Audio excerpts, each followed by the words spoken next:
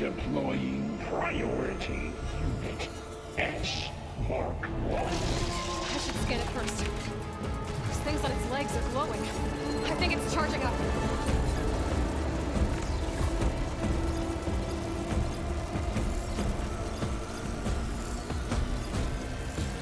I could take out its tail. Stop some of its attacks. Finish charging.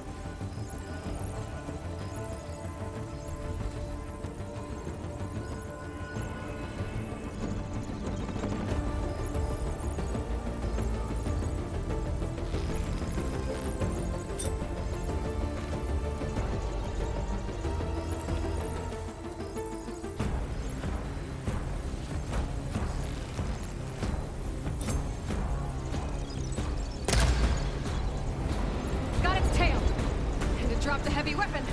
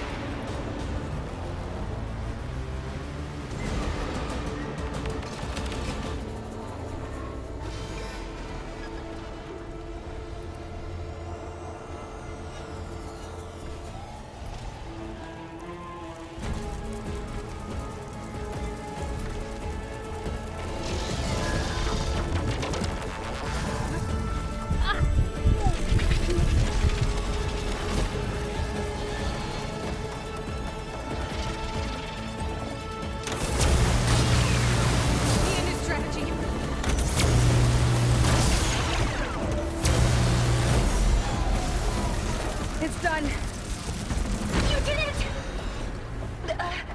There should be one more note to override. Good. Stand by. I'm sending Hephaestus back to you.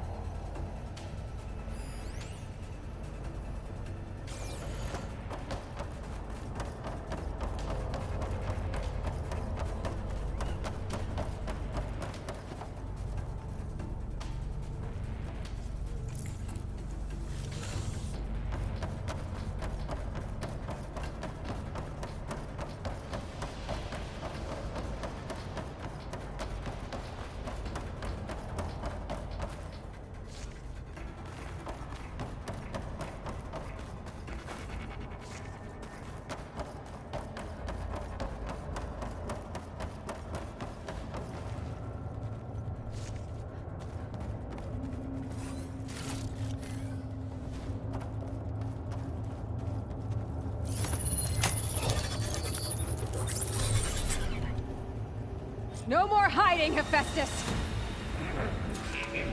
Retreat to the City core. Got it! Hephaestus is back in the core! Make sure it stays there. I'm heading back. And then we can start the merge. Because of you, Beta. I'm glad you came along. And you, Varl. We couldn't have done any of this without you. Right back at you, Aloy.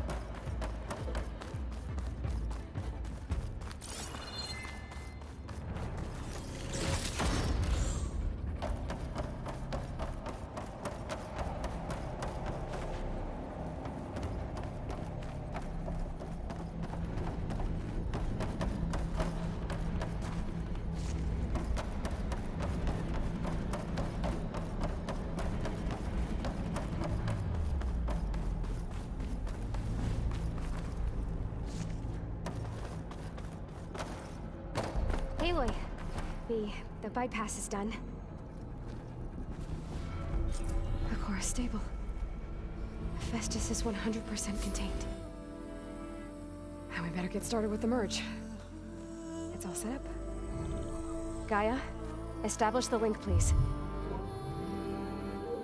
Done.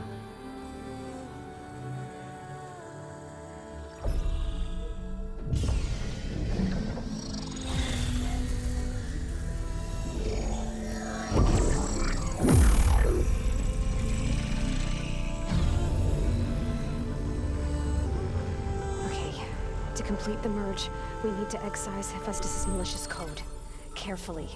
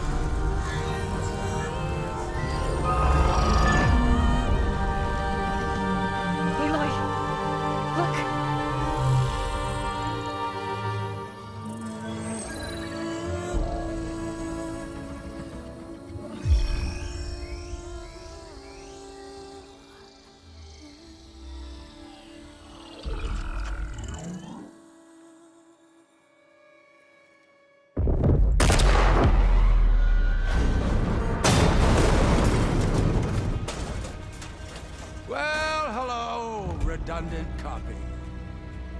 You cost us quite a lot of time.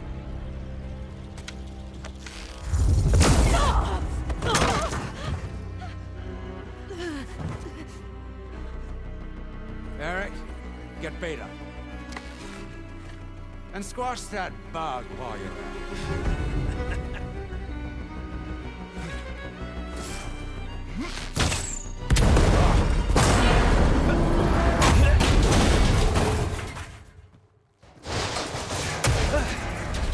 Ooh!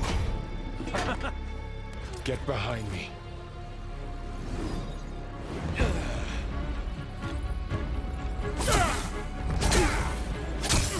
Come on! Quit screwing around.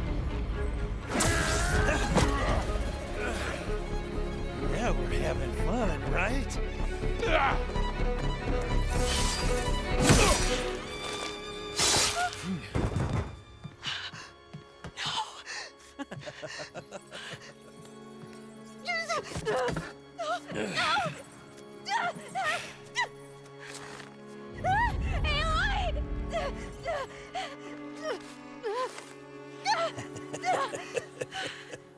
Finally. Tilda, get Gaia and Hephaestus ready for transport. Tilda! I failed. Hush. All is not lost. Tilda! What the hell are you doing? Stop her! I can't even see her!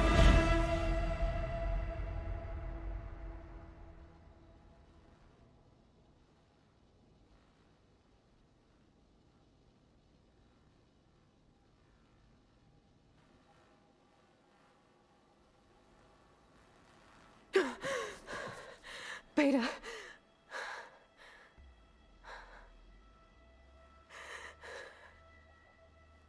Varl.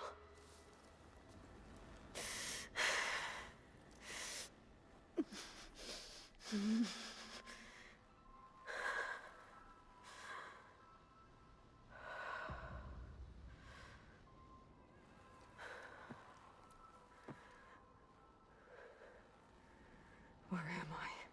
Ah, you're awake. You took quite a hit when Gerard attacked you.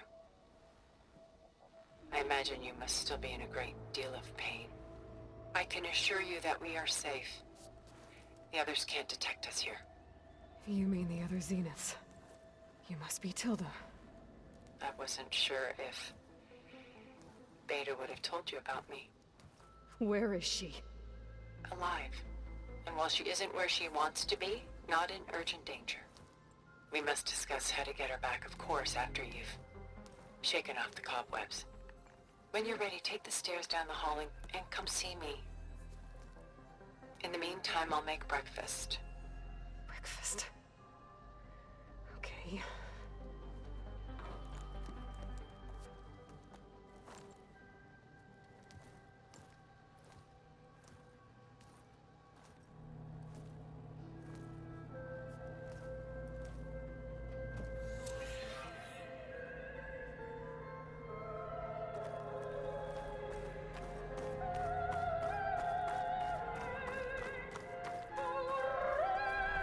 What is this? Just a few favorites from my collection. Rescued and stored here just before I went off-world. Take a look, if you like. I'm curious to hear your impressions. My friend is dead. Beta and Gaia are gone, and you want me to look at old paintings? Don't be so quick to dismiss the comfort we can find in art, or the insight we might gain. This is Rembrandt painting Jeremiah, a man in mourning. Mourning what? His home. The ancient city of Jerusalem. He foresaw its impending doom, but could do nothing to prevent it. So instead, he saved its treasures from destruction, just as I saved these works. You could say we're kindred spirits.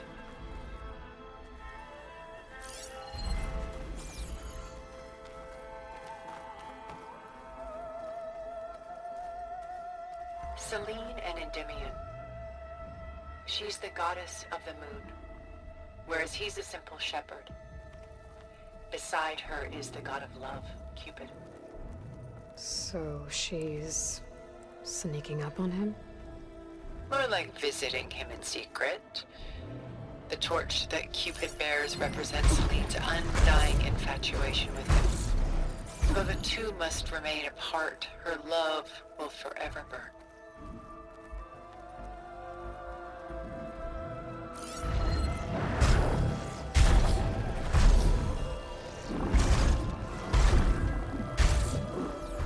The Gust by Willem van de Velde, the most famous of his many maritime paintings.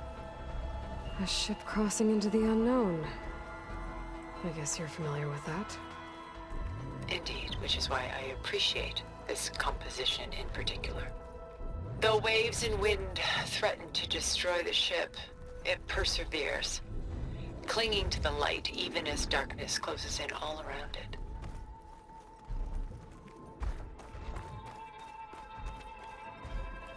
Rembrandt's The Night Watch, by far the most famous painting my homeland ever produced. It was commissioned to honor a militia made up of influential citizens. I guess you must have been an influential citizen. In my day. But not as influential as you've been in this new world. A portrait of the painter, Rembrandt's son Titus, depicted in the habit of a monk. I don't get it. Why would someone like you, with infinite resources, care about this painting of a boy in a hood? It's not the image itself, but the feeling it conveys. The face is bright and defined, but his eyes are downcast, heavy with misfortune. And the background seems to swallow all light. The painting is infused with a sense of loss. I guess I understand how the painter feels. Stunning, isn't it?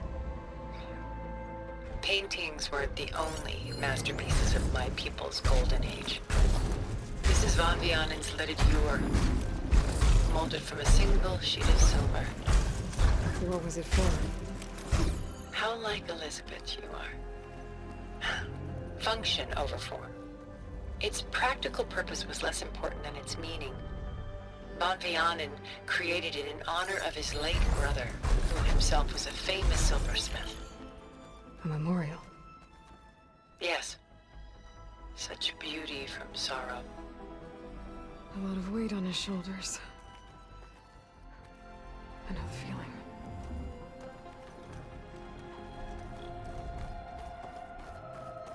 Done so soon? I've got more important things to worry about. We both do. There is much we are trying to save. Not the least of which is in that vault.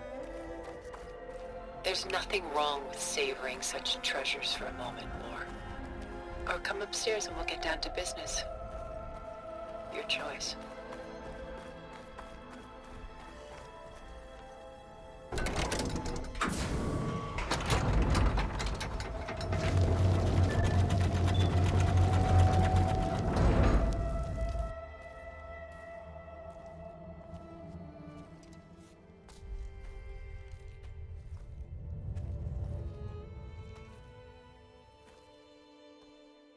There you are. Feeling better? How did you find us? At the cauldron? And what did you do to everyone right before I passed out? All business, I see. Well, suffice it to say we were keeping a very close eye on Hephaestus, knowing we would need it at some point.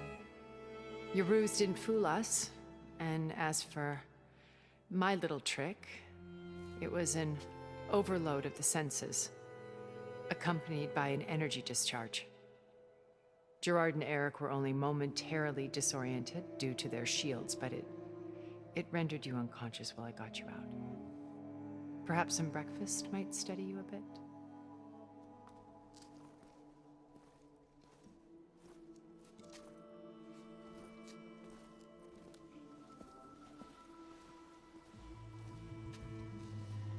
This was your house. The one you recreated for Beta, in the data channel you shared. How perceptive of you. Please, this way. After everything your people have done, you think I'm just gonna sit down and have a chat with you? They're not my people. They never were, and especially not now. You shot off into space with them, and lived with them for 1,000 years before coming back. So what made you suddenly turn on them? Quite simply, this. I held focus. You repaired it? But that means you've seen Incredible things. What you've accomplished in 2 decades of life.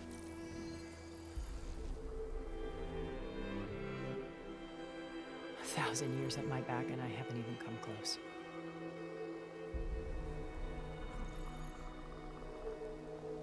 I'm sorry if I invaded your privacy, but I had to. In order to understand. To be enlightened. You truly are Elizabeth's blood. With her drive, her sense of mission, her integrity. Watching all this shamed me for the company that I've kept. Having seen it, all I want is to help you. even if it means stopping your friends? Especially so. Please, sit down.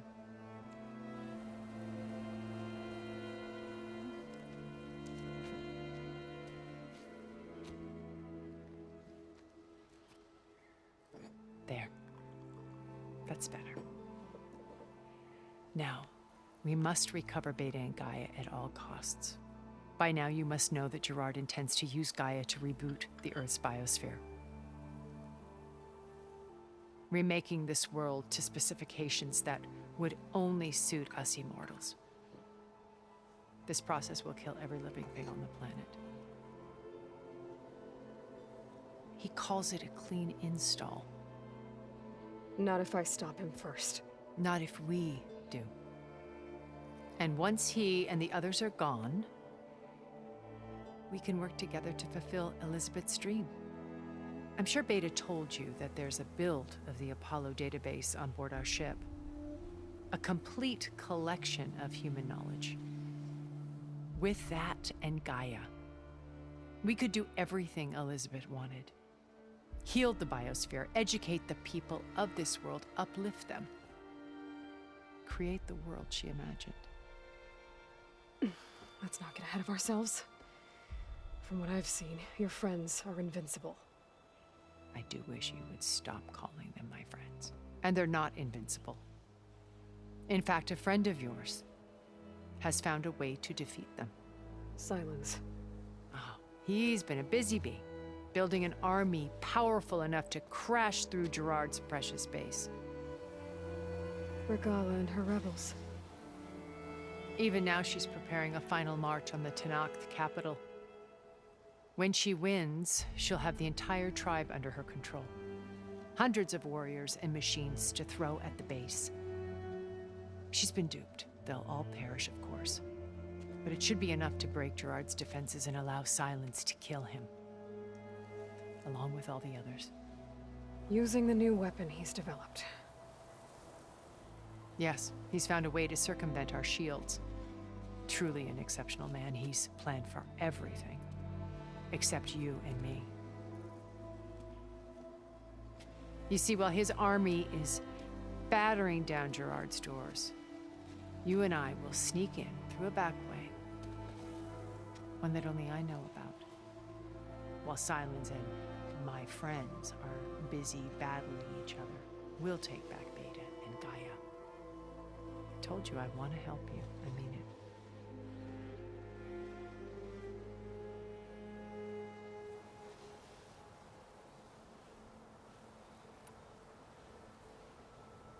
Beta told me your colony was destroyed. That you came back to Earth because you had nowhere else to go. It's true. After we reached our destination, a planet in the Sirius star system, we spent decades building a new home. The physical constraints of Earth, the boundaries of mortality, gone. To think of what we could have done with it. It might have been a utopia. Instead, we stagnated, absorbed in effortless comforts and virtual realities. It took a cataclysm to finally yank us out of our stupor. What happened? A massive geological event. We knew of instabilities in the planet core, but we underestimated them. By the time the collapse was upon us, it was too late to stop it. Only a few of us made it to the ship in time. We set course for Earth, the only safe harbor left to us. Which you decided to make unsafe for anyone else. Not me. Gerard. He believes it's better to wipe the canvas clean than work around the smudges. No more primitive tribes, no more combat machines, only a blank slate to do with as he pleases. But we will stop him. All we have to do is get into that base.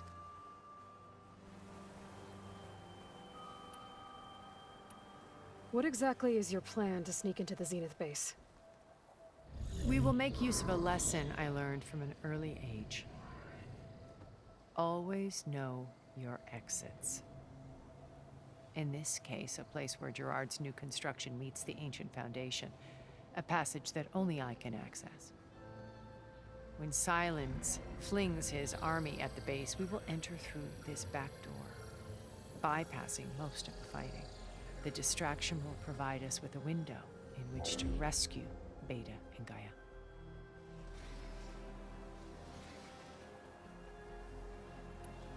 Once we're inside the base, where will we find Beta and Gaia?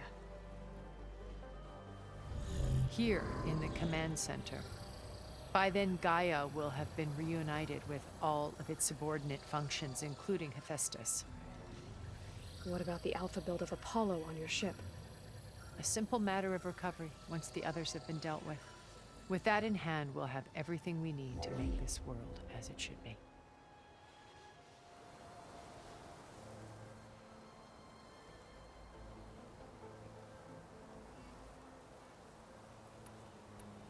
How do you know about Silence's plan? He isn't the only one adept at spyware. You hacked his focus? No, he's too careful for that. But his subordinates? Not so much. He gave additional focuses to the tribals he branded the Sons of Prometheus. The ones working with Regala. By tapping their focuses, I learned about most of his dealings.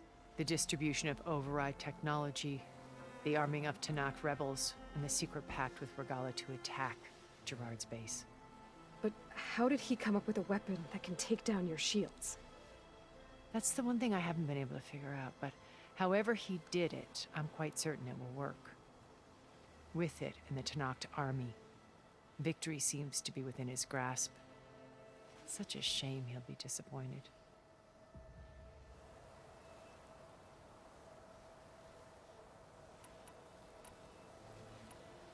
My old focus. How did you find it, let alone repair it? When we encountered you at the Hades Proving Lab, Gerard saw you as a redundancy. I knew better. You were a revelation. After your dramatic escape, bravo, by the way. Gerard and Eric assumed you were dead and gave up the hunt. I wasn't so sure. When the others were busy, I returned to the lab and searched for any trace of you. That's when I found this little treasure. Not easy to repair, but certainly worth the effort. As I watched your life unfold, you were like a splash of color on a worn canvas. What Liz was, and more. Did you show it to the others? Of course not. It was your actions that inspired me to defy them. It's worth noting that if I hadn't found it and watched its contents, I wouldn't have known to save you at the cauldron. You'd be dead. So I should be grateful? If you like.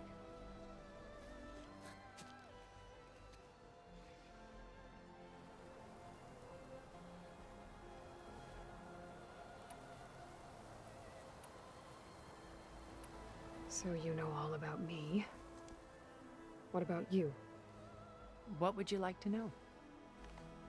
Well, start with your life on Earth. When I was 8, terrorists flooded my home city. Thousands drowned, my parents included. I was one of the few who survived. My guardian sent me to boarding school. Among my peers, I was the strange girl, the orphan to be avoided. All because of circumstances beyond my control. Oh. So we're a lot alike, huh? Aren't we? You were an outcast. But you didn't let that stop you from getting what you needed. Neither did I. I climbed my way out of desolation and used my wits to build a fortune. First, from the technical analysis of art and the detection of forgeries. Profitable expertise in those days. But as it turned out, the software I developed was even more useful for counterintelligence. From there, it was only a short step to gathering extremely valuable intelligence on my own. You were a spy? More like a service one could turn to for information. I had to remain anonymous, of course, to protect my privacy. But despite that anonymity, Far Zenith inevitably sought me out.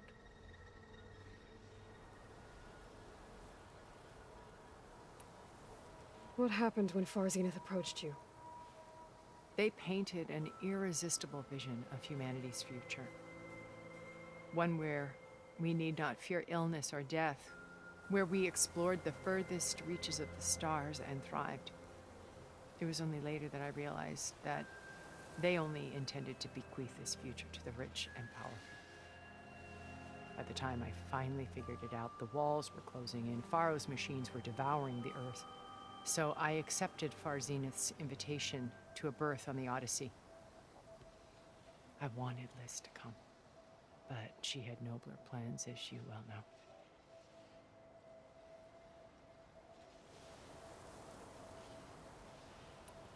So you didn't know the other Zeniths were monsters until it was too late?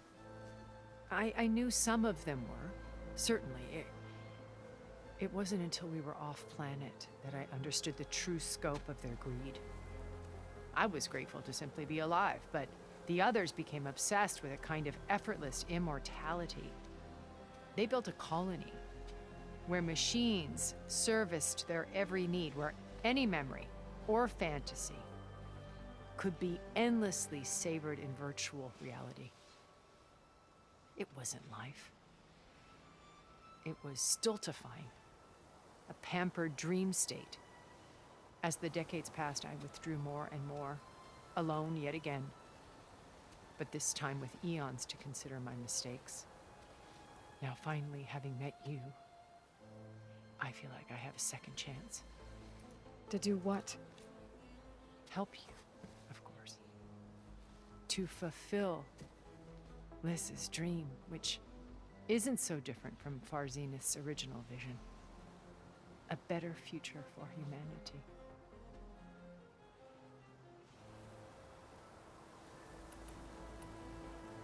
Regala's only interested in killing Hekarro and waging war on the Karja. What does she have to gain by attacking Zeniths?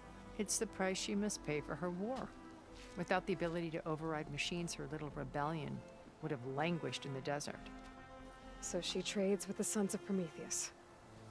Machines to help her overthrow Hekarro. In exchange for an assault on the base. Pride has deluded her into thinking she can actually survive such a battle. And all without ever knowing who the Sons of Prometheus really answer to. Yet for all of Silence's brilliance, still he underestimates you.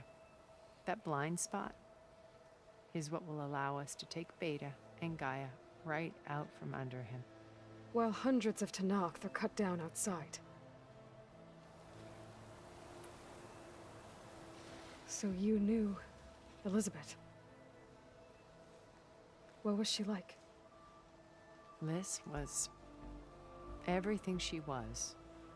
I see in you. And more. your ingenuity, your determination, your moral compass. You've managed to distill her greatest qualities and make them your own. I'm not asking about me. Tell me about Elizabeth. What was she really like? The honest answer is that I don't actually know. For all the time that I spent with her, she always kept a part of herself locked away. It was like that from the moment we met. So when you met Elizabeth, she was what? Distant? Aloof? Not aloof. Not exactly. It was a summit in Paris about machine learning, a touchy subject in those days, because regulatory authorities were just starting to clamp down on AIs.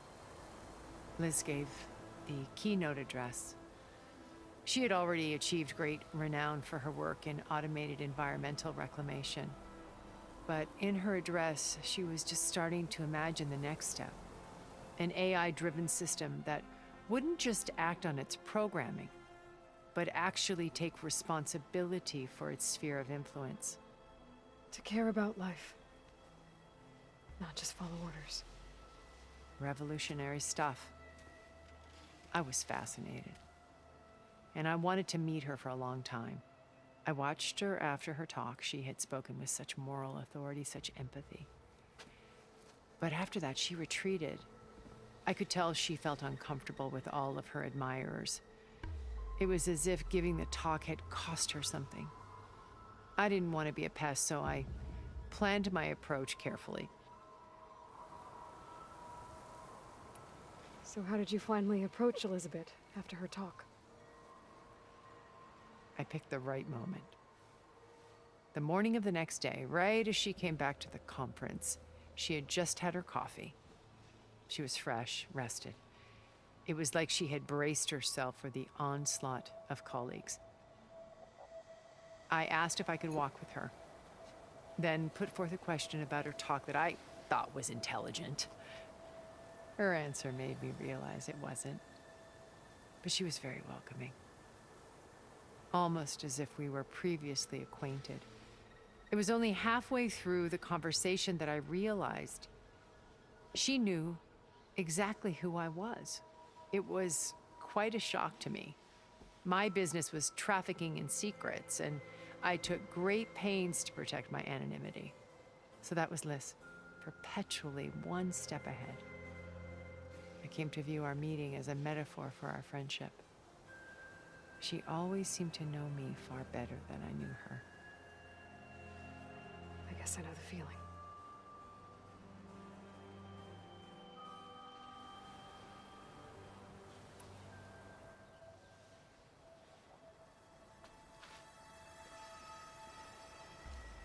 First Varl. Now Hikaru and the Zeniths. Your plan would wipe out an entire tribe. There has to be another way. We are in an admittedly desperate situation, but I assure you there isn't. Remember Zero Dawn. Elizabeth's sacrifice. Sometimes many have to die for a new world to grow. If it looks impossible, look deeper. Wait. The data channel. It still exists, doesn't it? I need you to open it. Let me talk to Beta. Impossible. We might be detected. It's worth the risk. There is another way, one where the Timecodes survive. But we won't. If the others... If you want to help, open it.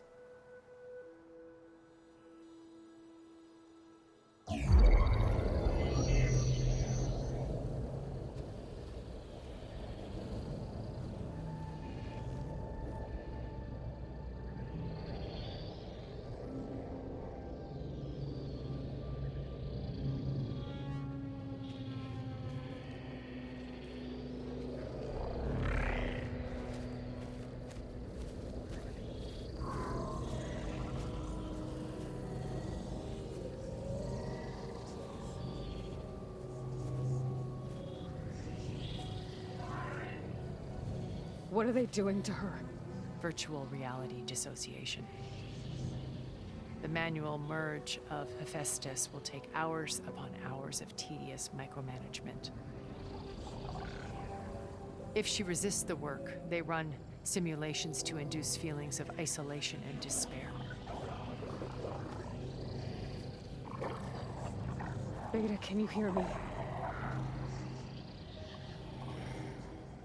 You're alive. They're watching me. I can't hold up this extra projection for long. You should have killed me. No. No, look at me. I'm coming for you. I promise. Okay? I just need you to hold out a little while longer and work on the merge.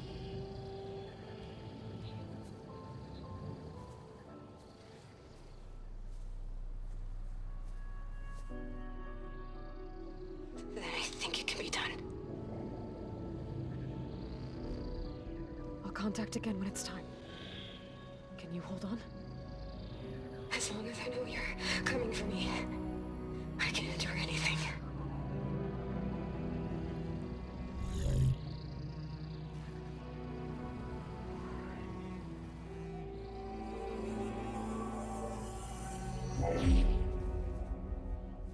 All right. I did as you asked. Now I think you need to tell me what you're planning. I'm going to take Silent's army away. I don't need it. Only the weapon he made to penetrate your shields. And how do you propose to get it? Ask him nicely? Without Regala and her rebels, he won't have a choice. We'll be his only option. Only option for what? What did you tell her? That is between me and my sister. Will be Silent's only option for crashing that base. I'll tell you the rest later. But first, there are a couple of things I have to do. Oh. And what are those? Lay my friend to rest. And then I'm going to use the override that Beta gave me at Gemini to put an end to Regala's rebellion. From the air. Wait. Since you insist on doing things your way, I know of something that will truly help you make a grand entrance with the Tenat. The ancient Horus Titans still possess electromagnetic energy cells as part of their arsenal. Drop one of those on Regala's army and they'll receive quite a surprise.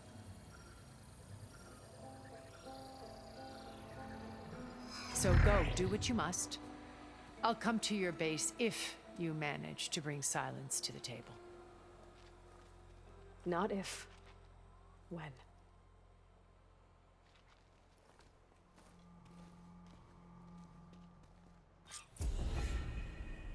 Erend, are you there?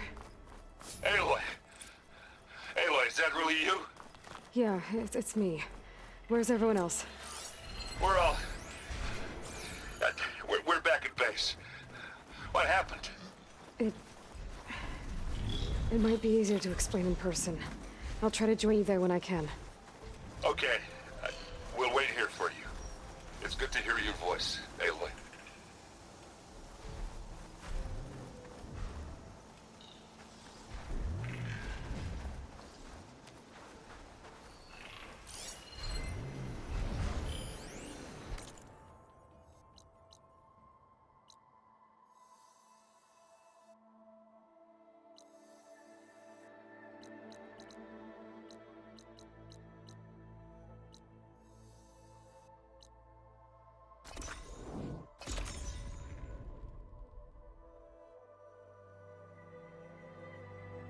Just to let you know, I'm now patched into your focus network. Keep your eyes Right. open out there, soldier. I take it the other Zeniths can't hear us? Of course not. And they don't know about your base either, in case you were wondering. I've sent you data on the Horus energy cells you can use against Regala's forces. Reach out to me when you're ready to acquire one. Understood.